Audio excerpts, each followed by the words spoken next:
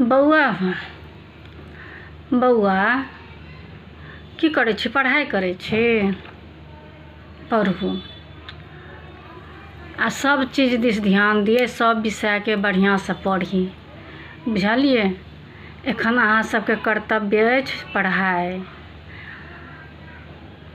देखी बुआरो, एहेमे हमर एकटा बात मन आयल, कहलिए जे शरीर चाहे छै आराम। अगर थाकल छै, अथी छै, करैत करैत थाकि जाइ छै, मन होइ छै सुति रही, लेकिन दूटा पाई के खातिर लोक आराम नहीं कऽ पाबैया।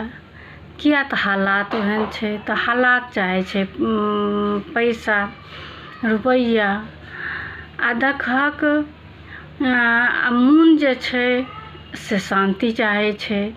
अब शांति चाहे छै तऽ ओ कोनो उलझन लिअ नहीं चाहे छै, तैसँ परेशान, तऽ मन चाहे छै शांति। ओकर बाद दिल जे छै, लोक सब चीज से हारि थाकि कऽ अबैया तऽ दिल के पास अबैया। ओ की करे छै,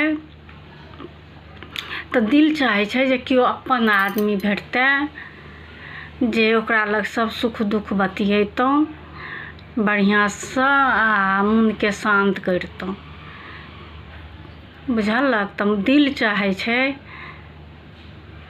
अपन आदमी।